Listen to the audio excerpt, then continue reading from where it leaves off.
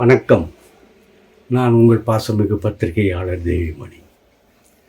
இன்றைக்கி சில முக்கியமான செய்திகளை பார்க்கலாம். அதாவது விஷாலுக்கு என்ன ஆச்சு? இந்த விஷாலுக்கு மதகத ராஜா படத்தினுடைய ப்ரெஸ் மீட்டிங் அண்டு ட்ரெய்லர் இதெல்லாம் வெளியிட்டு பத்திரிகையாளர்களுக்கு முன்னால் ஒரு பெரிய விழா நடந்தது. மகிழ்ச்சிகரமாக தான் இருக்கார் விஷால். மகிழ்ச்சிகரமாக தான் இருக்கார். டைரக்டர் சுந்தர், ஒய்ஃப் குஷ்பு மற்றும் பலரெல்லாம் வந்திருந்தாங்க. கலகலப்பாக இருந்தது. இந்த படம் கமர்ஷியலாக ஹிட் அடிக்கும் அப்படிங்கிறது இண்டஸ்ட்ரியத்தில் உள்ள அத்தனை பேருமே ஒரே மனதாக சொல்கிறாங்க. காரணம், இந்த படத்தில் அந்த அளவுக்கு கவர்ச்சி இருக்குது. படம் தயாரித்து கிட்டத்தட்ட 12 வருஷம் ஆச்சு இந்த படம் வெளியே வர்றதுக்கு. பல பிரச்சனைகளை சந்திச்சுது. விஷால் பட்ட கடனை அடைக்க வேண்டி இருந்தது இந்த படத்துக்காக. இந்த மாதிரி நிறைய சங்கடங்கள் விஷால் இந்த படத்தில் சந்தித்தார். ஆனால் மன நிறைவு இந்த படத்தை தந்ததுக்கு காரணம் சுந்தர் சியினுடைய டைரக்ஷன், அவருடைய காமெடி. இதை விட அடிஷனல் கூடுதல் கவர்ச்சி நம்ம வரலட்சுமி சரத்குமார் அண்ட் அஞ்சலி.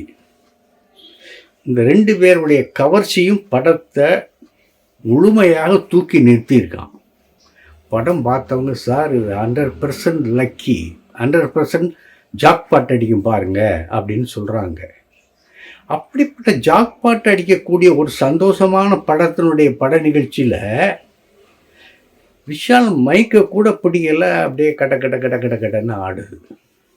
என்ன காரணம்? ஒரு மைக்கை கூட பிடிக்க முடியாத அளவுக்கு ஒரு ஆஜானுபாகான ஆள், எக்ஸசைஸ் பாடி. ஏன் அந்த மாதிரி? நரம்பு முழுமையாக பாதிக்கப்பட்டிருக்கு. அதாவது துப்பறிவாளன்னு ஒரு படம் எடுக்க இருந்தார் தெரியுமா உங்களுக்கு? அந்த படத்தினுடைய லொக்கேஷன் பார்க்கறதுக்காக இவர் ஃபாரின் போயிருந்தார்.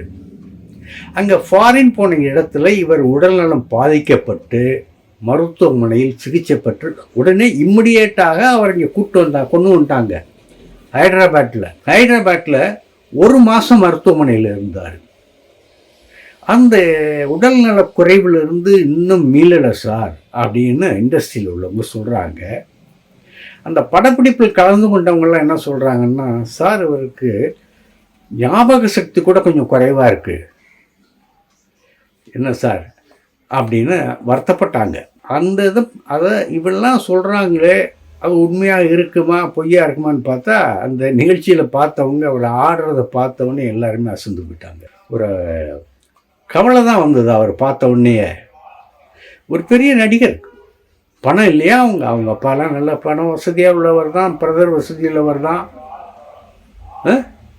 அப்படி இருந்து அவருக்கு செலவழிக்க முடியாதா என்ன? படத்துக்காக இவர் பட்ட கடனெல்லாம் அவரை அடைக்க முடியும். அதுக்கெல்லாம் தைரியம் இருக்குது அவருக்கு. ஆனால் தைரியம் இருந்து என்ன பண்ண, உடல்நிலை ஆரோக்கியம் இல்லைன்னா என்ன பண்ணுறது? அதுதான் இப்போ கஷ்டமாக இருக்குது. அவர் மனத்திலே நிறைய கஷ்டங்களை வச்சுருக்கார், மன வருத்தத்தில் இருக்காருங்கிறது உண்மை. இப்போ இந்த படம் திருப்பூர் சுப்பிரமணியம் புண்ணியத்தில் இப்போ இந்த படம் தமிழ்நாட்டு புறம் ரிலீஸ் ஆக போகுது. ரெட் ஜெயின் தான் விநியோகம் பண்ண போகிறாங்க அப்படிங்கிற ஒரு தகவலும் இருக்குது.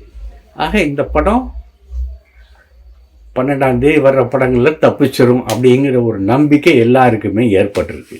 அடுத்து விடாமுயற்சி, அதை பற்றி பலவிதமான செய்திகளை சொல்கிறாங்க. இந்த விடாமுயற்சி யூஏ சர்டிஃபிகேட் கொடுத்துட்டாங்க அப்படின்னு ஒரு செய்தி. இன்னொரு தரப்பு சென்சாருக்கே போகலை அப்படிங்கிறாங்க. என்னங்கடா இது? சென்சாருக்கே போகலையே அப்படின்னு ஒருத்தவங்க சொல்கிறாங்க, ஒருத்தவங்க யூஏ சர்டிஃபிகேட்டியா சென்சார் ஆயிடுச்சியா அப்படின்னு சொல்கிறாங்க. இல்லைங்க, சென்சாருக்கு போகல, இன்னும் சில காட்சிகள்லாம் சேர்க்க வேண்டியது இருக்குது அப்படின்னு சொல்கிறாங்க. மொத்தத்தில் அஜித் தரப்பு ரொம்ப அப்செட்டில் இருக்காங்க. நம்ம விசாரித்த மட்டும் என்னன்னா, சென்சாருக்கு போயாச்சு, யூஏ சர்டிஃபிகேட்டும் வாங்கியாச்சு. நமக்கு தெரிஞ்சது ஏன்னா மற்றவங்க மறுக்கிறாங்கன்னா அது நமக்கு தெரியல. நமக்கு தெரிஞ்ச சோர்ஸை வச்சு தானே நம்ம சொல்ல முடியும். நம்மகிட்ட என்ன சென்சார் சர்டிஃபிகேட்டை காமிச்சாங்களா? ஆனால் அப்படிப்பட்டவர்கள் சொல்கிறாங்க யூஏ சர்டிஃபிகேட்டு வாங்கியாச்சு. அப்போ ஏன் படம் ரிலீஸ் ஆகலை சார்? லைக்கா இந்தியன் 2 படத்தினுடைய இழப்பை அவங்க இந்த படத்தின் மூலமாக எடுக்கணும். அதே நேரத்தில் ரெட் ஜெயின்ட்டுக்கும் இவங்க பணம் கொடுக்கணும். ஆக ஒரு பெரிய நெருக்கடியில் இருக்குது லைக்கா. இப்போ இந்த பணத்தெல்லாம் எடுக்கணும்னு சொன்னால் ஒரு லாபகரமான படத்தை வெளியிடணும். அப்படி வெளியிட்டு அதில் வர்ற பணத்தை வச்சு தான் இவங்க இது பண்ண முடியும். ஆகவே ஒரு வெயிட்டான படத்துக்கு இவங்க காத்திருக்காங்க. ஆகவே இப்போதைக்கு விடாமுயற்சி வராது அப்படின்னு சொல்கிறாங்க. எந்த அளவுக்கு உண்மைன்னு தெரியல.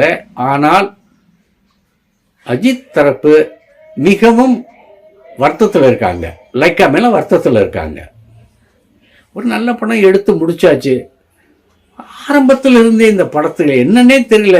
இந்த நம்ம நயன்தாராவுடைய புருஷன் விக்னேஸ்வன் போய் உட்காந்து அவரை வெளியே விரட்டிட்டு அப்புறம் இவரை கொண்டு போய் போட்டாங்க. இவர் என்ன இந்த கோயிலாக போகிறாருல விக்னேஸ்வன், அங்கே போய் பில்லி சூனி எதுவும் வச்சுட்டாரா இல்லை மந்திரமாக தெரிச்சு விட்டாரா, இந்த படம் ஒழுங்காக வரக்கூடாது அப்படின்னு நினச்சி விட்டாரா என்னன்னு தெரியல.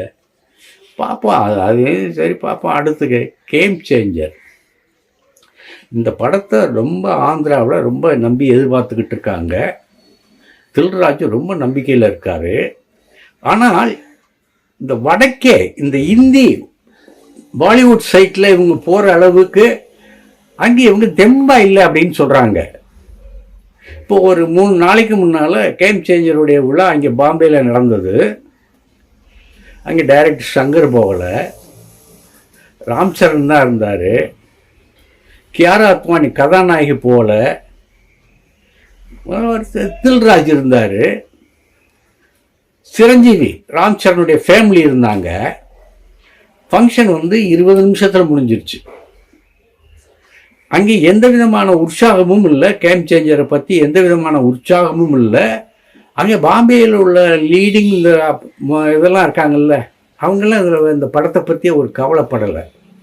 சரி, இவர் சங்கர் வராதுக்கு காரணம் என்னன்னு கேட்டால் அவர் ஃபைனலில் இருக்கிறாரு, ஃபைனல் டச்சில் இருக்கார் அப்படின்னு சொன்னாங்க. சரி, கியாரா அத்வானி கதாநாயகி அவங்க பாம்பே தானே, அவங்க ஏன் வரல அப்படின்னா அவங்க ஆஸ்பத்திரியில் அட்மிட்டு அப்படின்னாங்க. ஆனால் அவங்க அட்மிட்னு சொன்ன செய்தி வெளியே வந்த உடனே கியாரா அத்வானுடைய மேனேஜர் என்ன சொல்லிட்டாரு, அவர் உடம்புக்கு சரியில்லை, வீட்டில் தான் இருக்கார், ஆஸ்பத்திரியிலாம் அட்மிட் இல்லை அப்படின்னு அந்த மாதிரி ஒரு செய்தியை கொடுத்தாங்க. இப்போ இந்த கேம் சேஞ்சர் இங்கே இங்கே எல்லா ஏற்பாடும் பண்ணிக்கிட்டு இருக்காங்க. அதாவது முன்னால் ஒரு பெரிய ப்ரோமோ பண்ணுவாங்கல்ல, படம் வர்றதுக்கு முன்னால் ஒரு பெரிய ப்ரோமோ வேலையெல்லாம் பண்ணுவாங்கல்ல, அதுக்காக இப்போ காத்துட்ருக்காங்க.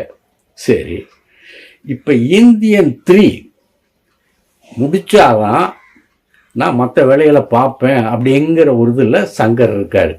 வேல்பாரி எல்லாம் அந்த வேலையில் தான் இருக்கார். ஆனால் இந்தியன் 3 நான் முடிக்கணும். அந்த இந்தியன் 3 முடிக்கணும்னா அதற்கான வேலைகளில் ஈடுபடணும்னா லைக்கா அனுமதி கொடுக்கணும், லைக்கா பணம் கொடுக்கணும். லைக்கா பணம் கொடுக்கறதுக்கு ரெட் ஜெயின்ட் உத்தரவு கொடுக்கணும். ரெட் ஜெயின்ட் சொன்னால் லைக்கா கேட்பாங்க அப்படின்னு இப்போ புதுசாக ஒரு ட்ரெண்டை உருவாக்கியிருக்காங்க. ஆக இந்தியன் 3 நிலையை பாருங்கள், ரெடி ஆகி கொஞ்சம் தான் படம் சூப்பராக வந்திருக்குன்ட்டு எல்லாருமே சொல்கிறாங்க. ஏன் லைக்காவிலே சொல்கிறாங்க. அந்த சரியாக இப்போவே இந்த உள்ள நிலைமையிலேயே விட்டாலும் அதை பெரிய ஹிட் அடிக்கும் அப்படிங்கிற ஒரு நம்பிக்கை அவங்களுக்கு இருக்குது. அதனால் அவங்க என்ன சொல்கிறாங்கன்னா மேற்கொண்டு எடுக்கணுமா படம் அப்படிங்கிற ஒரு நம்பிக்கையில் அவங்க இருக்காங்க. ஏன்னா மேற்கொண்டு செலவாகுமே அப்படிங்கிற கவலை. இப்போ லைக்கா ஒரு பெரிய நெருக்கடியில் இருக்குது, பண நெருக்கடியில் இருக்குதுன்னு சொல்கிறாங்க. அதனால தான் இந்தியன் 3னுடைய நிலைமை அப்படி இருக்குது. 200 கோடி கிளப் இருக்கு இல்லையா, நம்ம தமிழ்நாட்டில் கமல்ஹாசன், ரஜினிகாந்த், அஜித், விஜய், சிவகார்த்திகேயன், இந்த 5 பேரும் 200 கோடி கிளப்பில் சேர்ந்துருக்காங்க. அதாவது வசூலில் குறிப்பிட்ட நாளில் 200 கோடி அடித்த பெரிய நடிகர்களில் இந்த 5 பேர் இருக்காங்க. இப்போ 6வதாக ஒரு ஆள் போய் சேர்ந்துட்டார். அவர் வேறு யாரும் இல்லை, விஜய் சேதுபதி. சைனாவில் படம் பிச்சுக்கிட்டு ஓடுது நம்ம மகாராஜா படம். உலகளவில் 199 கோடி, 199.7 அச்சீவ்மெண்ட்டு. அப்போ இன்னும் கொஞ்ச நாளில் அந்த 200 கோடி தாண்டிடுமே. ஆக 200 கோடி கிளப்பில் நம்ம 6 நடிகர்கள், தமிழ் நடிகர்கள் இருக்கிறார்கள் என்பது மிகவும் மகிழ்ச்சிகரமாக இருக்கிறது. நன்றி. நாளை சந்திக்கின்றேன். வணக்கம். இந்த வீடியோ உங்களுக்கு பிடிச்சிருந்தா லைக் பண்ணுங்கள், கமெண்ட் பண்ணுங்கள், ஷேர் பண்ணுங்கள், சப்ஸ்கிரைப் பண்ணுங்கள்.